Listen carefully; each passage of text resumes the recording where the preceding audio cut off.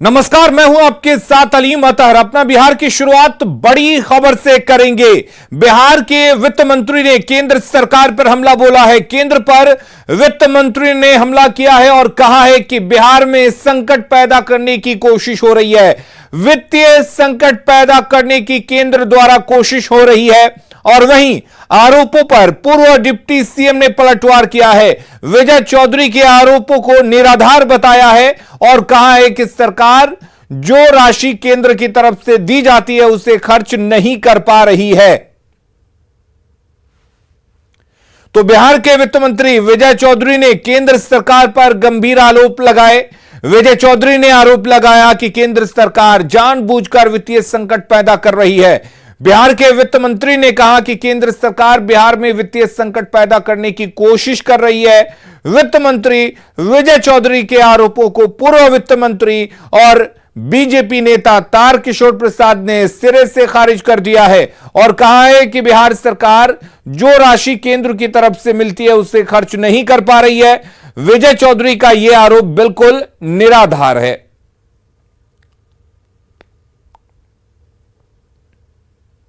बिहार को जान के बदनाम करने की कोशिश होती है। हाँ, एक बात जरूर है कि केंद्र सरकार द्वारा जानबूझकर बिहार में वित्तीय संकट पैदा करने की कोशिश की जा रही है और ये सिर्फ आपको एक आंकड़े से पता चले कि केंद्र सरकार ने 8,500 करोड़ में से मात्र 3,500 यानी 3,550 करोड़ रुपए दिया और बाकी के 10,500 करोड़ से रुपए से अधिक राज्य सरकार ने अपने संसाधन से। वित्त मंत्री श्री विजय कुमार चौधरी जी का यह आरोप सरासर निराधार है। मैं भी वित्त मंत्री रहा हूं। ठीक है, 15 दिन 1 महीने का विलंब हो सकता है, लेकिन राशि नियमित तौर पर भारत सरकार भेजती रही है और बिहार में तो जल आपूर्ति के लिए भारत सरकार लगातार राशि भेजी है, लेकिन बिहार सरकार ने और माननीय मुख्यमंत्री जी ने उसे वापस किया है। बिहार सरकार ने कई ऐसी योजनाएं हैं जिसके लिए राशि केंद्र ने भेजी है, लेकिन उस राशि का उपयोग बिहार सरकार ने नहीं की है। और अब बात तो क्राइम पर जारी सियासी घमासान की। एक बात जरा बताइए थे, कहां जंगल राज आया है? पटना में पुलिस पर हमला।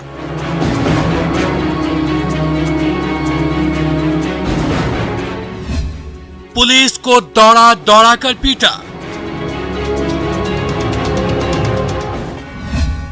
कहीं पुलिस पर हमला,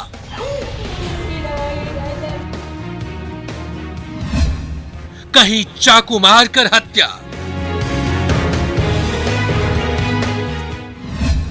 कहीं पीट पीट कर हत्या, कहीं बेखौफ शराब माफिया। विपक्ष का सरकार पर वार। सरकार का विपक्ष पर पलटवार। जंगल राज चल रहा है, जनता राज चल रहा है, समझ गए ना? बिहार में जंगल राज या जनता का राज।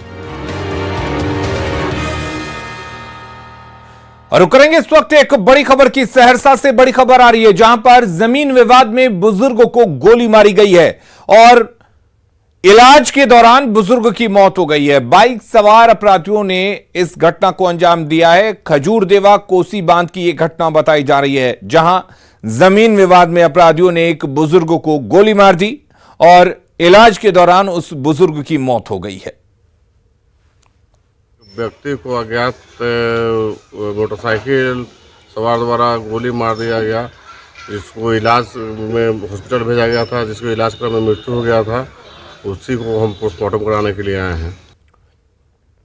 और पटना में गुरुवार रात असामाजिक तत्वों ने पुलिस को दौड़ा दौड़ा कर पीटा। असामाजिक तत्वों ने पहले पुलिसकर्मियों के साथ मारपीट की और जब पुलिसकर्मी भागने लगे तो उन्हें दौड़ा दौड़ा कर पीटना शुरू कर दिया। इसके बाद काफी संख्या में लोग पिरबहोर थाना भी पहुंच गए और थाने को भी थाने का घेराव कर दिया। हमले में एक पुलिस कांस्टेबल समेत 3 लोग घायल हो गए। कांस्टेबल की हालत गंभीर है, जिसे पीएमसीएच में भर्ती कराया गया है। 4 बंदे बैठे थे, जिसमें से पुलिस को देखते ही भागे लोग, चारों भागे। तो पुलिस टीम ने खदेड़ कर उसमें से 2 बंदे को पकड़ लिया और लेकर थाना की तरफ मूव कर रही थी टीम। इसी बीच डेंटल कॉलेज के सामने जो वहाँ पे कुछ लोगों को इन लोगों ने जमा कर लिया। धीरे धीरे जमा होते हुए लोगों ने पुलिस टीम से इन दोनों को छुड़ा लिया और उसके बाद उसमें जो एक जवान था सुभाष, उसकी पिटाई कर दी, जिसमें वो ज़ख्मी है, अभी इलाजरत है पीएमसीएच में। और भी 2 बंदों के साथ जो है मारपीट किया है उन लोगों ने, हालांकि उसको बहुत हल्की चोट है। लेकिन पुलिस 3 पुलिसकर्मी के साथ मारपीट हुई है। पटना में पुलिस पर हुए जानलेवा हमले को लेकर पुलिस मुख्यालय ने गंभीरता से लिया है इसे, और एडीजी पुलिस मुख्यालय जितेंद्र सिंह गंगवार ने कहा कि इस सभी मामलों की जांच गहराई से की जा रही है। पुलिस कर्मियों पर जो भी इस तरह के बलात् हमले की जो भी घटनाएं आ रही हैं, आक्रमण की घटनाओं की जो भी सूचना मिलती है, उस पर हम लोग तत्काल कार्रवाई करते हैं। उसमें फॉलोअप एक्शन भी किया जाता है। इसको हम लोग गंभीरता से लेते हैं। आम जनता को भी ये कहा जा रहा है कि आप किसी भी संस्था के किसी भी सरकारी पदाधिकारी, भले पुलिस विभाग का हो, बिजली विभाग का हो, माइनिंग विभाग का हो, उत्पाद विभाग का हो, जब भी किसी सरकारी काम से जा रहे हैं तो उनका विरोध करने में अगर वो आक्रमण करते हैं या पत्थरबाजी करते हैं या इस तरह का कोई अटैक करते हैं तो ये पूर्णतः गलत काम। और चलिए आपको बड़ी खबर का रुख कर लेते हैं। राज्य निर्वाचन आयोग इस वक्त प्रेस कॉन्फ्रेंस कर रहा है। सीधे लिए चलते हैं। नगर निकाय चुनाव की घोषणा हो रही है और नामांकन 16/9 से 24/9 तक प्राप्त की जाएगी। समीक्षा की तिथि 25/9 और 26/9 होंगे और अभ्यर्थी वापसी की तिथि 27/9 से 29/9 तक रहेगी और 30/9 को अंतिम रूप से अभ्यर्थियों को प्रतीक आवंटन किया जाएगा 30/9 को। और मतदान की तिथि 20/10/2022 20 अक्टूबर को मतदान की तिथि रहेगी और मतदान का समय पूर्व के भांति 7 बजे पूर्वाह्न से 5 बजे अपराह्न तक रहेगा और मतगणना की तिथि 22/10 को होगी मतदान के 1 दिन के बाद। और द्वितीय चरण में अगर देखिए नक्सल में डिटेल्स मैंने आपको दिया हुआ है, तो इसमें 23 जिला इन्वॉल्व रहेंगे। 23 जिलों में ये चुनाव होगा, जिसमें कि नगर निगम 17 नगर निगम में चुनाव होगा सेकंड फेज में, 2 नगर परिषद में होंगे और नगर पंचायत में 49 नगर पंचायतों में होंगे। कुल अगर देखें तो 68 नगर पालिका में द्वितीय चरण में चुनाव होंगे। इनमें वार्डों की संख्या 1529 है और मतदान केंद्रों की संख्या 7084 और मतदान भवनों की संख्या 2230।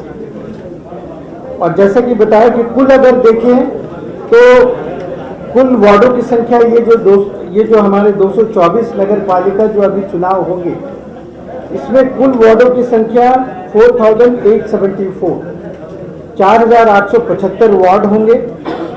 मतदान केंद्र जो होंगे 14,049 14,049 और मतदान भवनों की संख्या होंगी 5,875 5,875। ये दोनों फेज जो मिला करके होंगे, इसमें इतनी संख्या में मतदान केंद्र होंगे। अगर आप देखें तो मतदाताओं की संख्या अगर आप देखें तो इन फेज में जो कुल मतदाता ये जो 224 हमारे होंगे, उसमें 1.14 करोड़ मतदाता होंगे और जिसमें कि पुरुष 60 लाख के करीब 60.17 लाख पुरुष मतदाता होंगे, महिला मतदाता 54.34 लाख, इतने महिला मतदाता होंगे और अन्य मतदाता 411। तो कुल 1,14,52,759 इतने मतदाता आपके 224 के लिए। और इन मतदाताओं की अर्हता तिथि जैसे कि आप जानते हैं कि 1 जनवरी 2022 को जो एलिजिबिलिटी थी, उस दिन से जो क्वालिफाई किए थे उनकी सूची तैयार की गई। आप सबों को पता है, हम लोगों ने प्रेस को हमेशा जानकारी देते रहे हैं प्रेस विज्ञप्ति के रूप में। 2 फेजों में हम लोगों ने ये मतदाता सूची तैयार किए थे। पहले फेज में 144 नगर पालिकाओं की और दूसरे फेज में 80 नगर पालिकाओं की। उसकी डिटेल हम लोगों ने आपको दिया है। इसमें जो दावा आपत्ति जो मतदाता के जो सूची बनाने के दौरान मिले वो 91,332 91,332 दावा आपत्ति प्राप्त हुए थे, क्लेम्स एंड ऑब्जेक्शन जिसको हम लोग बोलते हैं। उसमें से 62,106 62,106 दावा आपत्तियों को स्वीकृत किया गया और 29,224 को अस्वीकृत किए गए, 29,224। इनमें से ये दावा आपत्ति जो क्लेम्स ऑब्जेक्शन एक्सेप्ट किए गए, रिजेक्ट किए गए। एडिशन के लिए करीब 70,000 करीब एडिशन के लिए मिले थे। एडिशन के लिए, नाम एडिशन के लिए, उसमें से 50,683 इनको एक्सेप्ट किया गया और 19,437 19,437 अस्वीकृत किए गए जो नाम जोड़ने के लिए मिले थे। नाम संशोधन के लिए मात्र 842 क्लेम्स ऑब्जेक्शन मिले थे, जिसमें कि 701 स्वीकृत किए गए 701 और अस्वीकृत किए गए 141 141। जो डिलीशन किए गए, डिलीशन के संबंध में 20,368 20,368 ऑब्जेक्शन क्लेम्स प्राप्त हुए थे। उसमें से स्वीकृत किए गए 10,722 10,722 और अस्वीकृत किए गए 9,646 9,646। ये एक नक्सल में हमने आपको दावा आपत्ति कर दिया। इस बार आपको पता है कि ऑनलाइन भी सारी चीज़ें इस बार हम लोग, जैसा कि पहले भी बताया, पंचायतों में भी आपने देखा कि बड़े पैमाने पे हम लोगों ने पूरे निर्वाचन की प्रक्रिया का IT बेस्ड किया हुआ है और कंप्यूटरीकृत किया गया है, जिससे कि एफिशिएंसी हो और ऑन टाइम पे कार्य हो। तो अगर आप देखेंगे तो इस बार ऑनलाइन हम लोगों को काफ़ी आवेदन मिले थे क्लेम्स ऑब्जेक्शन में। अगर आप देखेंगे तो हमें करीब इन दावा आपत्तियों में से अगर आप देखेंगे तो 58,381 ऑनलाइन हमें क्लेम्स एंड ऑब्जेक्शन मिले थे और ऑफलाइन अगर देखेंगे उसके बनिस्बत तो 32,951 32,951 जो ऑफलाइन हमें दावा आपत्ति मिली थी। मतलब ऑनलाइन दावा आपत्ति आपको ज़्यादा मिले हैं। तो एक पॉजिटिव है कि अब ऑनलाइन चीज़ों का इस्तेमाल जितने भी हैं, लोगों को घर बैठे अपना दावा कर सकते हैं, आपत्ति दे सकते हैं और उसे मॉनिटर कर सकते हैं और वो अपने जो उन्होंने दावा आपत्ति या किसी भी तरह का आवेदन दिए हैं तो वो अपने आप घर बैठे देख सकते हैं कि उनके दावा आपत्ति का क्या रिजल्ट हुआ। तो हम देख रहे हैं कि ऑनलाइन इस बार काफ़ी संख्या में बढ़े हैं, जैसे कि हमने बताया कि 58,000 वर्सेस 32,000, ऑलमोस्ट डबल ऑनलाइन सारे लोगों ने अप्लाई किया। और उसी तरह से एडिशन, मॉडिफिकेशन, डिलीशन के भी अगर आप फिगर देखें, उसको ब्रेकअप करें तो आपको हम लोगों ने डिटेल में हम लोगों ने आपको दिया है। तो ये एक शो करता है कि लोगों के साथ जितने भी ऑनलाइन प्रक्रिया की जा रही है वो काफ़ी पॉपुलर हो रही है। इसके अलावा जितने भी शिकायत हैं वो भी हम लोग समाधान के माध्यम से ऑनलाइन ही एक्सेप्ट करते हैं, ऑफलाइन भी देखते हैं। तो ऑनलाइन में काफ़ी ज़्यादा लोग शिकायतें करते हैं और जिसमें उनको एक टिकट मिलता है जिसके द्वारा वो उसका अनुश्रवण करते हैं और देख सकते हैं कि उनके शिकायतों का क्या हुआ।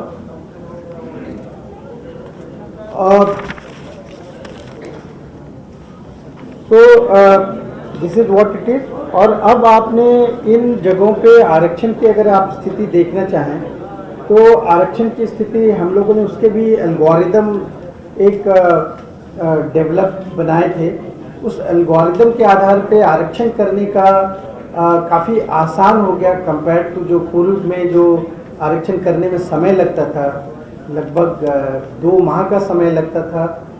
और दूसरा उसमें काफ़ी त्रुटियां आती थी और काफ़ी जगह पे काफ़ी विसंगतियां होती थी कि यहाँ से आरक्षण कुछ कर दिया गया, जिला में कुछ और आरक्षण माना गया, और इसके अलावा जो ब्लॉक्स में या जहाँ पे भी यूनिट में नगर पालिका यूनिट में चुनाव हो रहे हैं वहाँ पे फिर कुछ और आरक्षण हो रहे हैं। तो इस तरह की विसंगतियाँ होती हैं। तो हम लोगों ने अब एल्गोरिदम के माध्यम से किया है और उसमें एफिशिएंसी हमारी बढ़ी है, उसको हम लोगों ने मैनुअली भी चेक किया है सारे को। तो लेकिन ट्रांसपेरेंसी, उससे पारदर्शिता बहुत बढ़ गई और सारा कुछ वो वेबसाइट पे देखा जा सकता है और कोई अपने गांव से भी या कोई शहर के किसी भी मोहल्ले से भी देखना चाहेगा तो सारी चीज़ों को देख सकता है। तो ट्रांसपेरेंसी एक बहुत बड़े रूप में आई है पूरे रिजर्वेशन करने के पूरी प्रक्रिया में। और अगर आप देखेंगे तो नगर निगम के जो वार्ड पार्षद पद के आरक्षण की जो स्थिति अगर आप देखेंगे तो उसमें कुल पद में अगर आप देखेंगे नगर निगम वार्ड पार्षद के जो आपके 831 पद हैं, उसमें अनुसूचित जाति के 85 हैं, अनुसूचित जनजाति के 4 हैं, पिछड़ा वर्ग के 162 हैं और 580 अनारक्षित हैं। इस तरह से 831 पद में ये आरक्षण का ब्रेकअप है। और इनमें अगर महिलाओं की संख्या देखें तो 821 में 399 महिलाओं की संख्या है, जिसमें 38 अनुसूचित जाति के हैं, अनुसूचित जनजाति की 1 महिला है, पिछड़ा वर्ग की 74 महिला हैं और 286 जनरल पोस्ट हैं महिला की। नगर परिषद की वार्ड पार्षद की अगर आप देखें तो वहाँ पे कुल 2067 वार्ड पार्षद के जगह है, पद हैं वर्तमान 224 में। उसमें से रिजर्वेशन की स्थिति देखें तो 261 अनुसूचित जाति के लिए, अनुसूचित जनजाति के लिए 10, पिछड़ा वर्ग के लिए 387, 387 और अनारक्षित 1409, 1409 पद हैं अनारक्षित। और महिला अगर उनमें देखें तो अनुसूचित जाति के 261 में 115 महिलाओं के लिए आरक्षित है, अनुसूचित जनजाति में 2 पद आरक्षित हैं, पिछड़ा वर्ग के लिए 173 173 आरक्षित हैं और अनारक्षित 707 महिला है। नगर पंचायत के अगर वार्ड पार्षद की देखें तो 1977 कुल पद हैं, उनमें से अनारक्षित 1320 हैं, अनुसूचित जाति के लिए 297, अनुसूचित जनजाति के लिए 15 और पिछड़ा वर्ग के लिए 345। और उसमें से महिलाओं को देखें 1977 में तो 920 महिलाओं की कुल संख्या है, जिनमें से अनुसूचित जाति की 115, एक अनुसूचित जनजाति, पिछड़ा वर्ग के लिए 157 और 647 अनारक्षित महिला के लिए है। और उसी तरह से अगर आप देखें तो मुख्य पार्षद एवं उप मुख्य पार्षद के आरक्षण की स्थिति देखें तो नगर निगम में कुल 19 पद हैं और 19 पदों में से अनुसूचित जाति के लिए 2 पद हैं, अनुसूचित पिछड़ा वर्ग के लिए 3 पद हैं और अनारक्षित 14 पद हैं। इनमें से महिलाओं के लिए 9 पद आरक्षित हैं, जिनमें से 1 अनुसूचित जाति के लिए है, पिछड़ा वर्ग के लिए 1 है और 7 अनारक्षित महिलाएं हैं। नगर परिषद के मुख्य पार्षद उप मुख्य पार्षद की आरक्षण की स्थिति अगर देखें तो इसमें अनुसूचित जाति की इसमें कुल 88 पद हैं, जिनमें से अनुसूचित जाति की 11 हैं, पिछड़ा वर्ग के 17 हैं और अनारक्षित 60 हैं। इनमें से महिलाओं के देखें तो 88 में से 43 महिलाओं की हैं लिए आरक्षित हैं, जिनमें से 5 अनुसूचित जाति, पिछड़ा वर्ग के 8 और अनारक्षित 30 महिलाओं की लिए पद हैं आरक्षित हैं। नगर पंचायत के मुख्य पार्षद एवं उप मुख्य पार्षद के आरक्षण की स्थिति देखें तो कुल 154 पद हैं, उनमें से 23 पद अनुसूचित जाति के लिए हैं, अनुसूचित जनजाति के लिए 2 हैं और पिछड़ा वर्ग के लिए 30 हैं, अनारक्षित 99 है 99। और उनमें से महिलाओं के लिए 76 पद महिलाओं के लिए आरक्षित है, जिसमें से 11 अनुसूचित जाति की महिलाओं के लिए है, अनुसूचित जनजाति के लिए 1 है, पिछड़ा वर्ग के लिए 15 हैं और 49 अनारक्षित है। तो अगर आप इसकी डिटेल देखना चाहते हैं आरक्षण की, तो वो आपको साइट पे भी मिलेंगे और आपके साथ भी दिए गए हैं। उसमें आप डिटेल देख सकते हैं, पदवार, इकाईवार, जो नगर पालिका की जितनी इकाइयां हैं 224, उसका आप डिटेल देख सकते हैं सारे पदों के। तो बिहार में निकाय चुनाव का ऐलान हो गया है। 10 अक्टूबर से निकाय चुनाव की शुरुआत होगी। खबरें लगातार जारी हैं। आप बने रहिए न्यूज़ 18 बिहार झारखंड के साथ।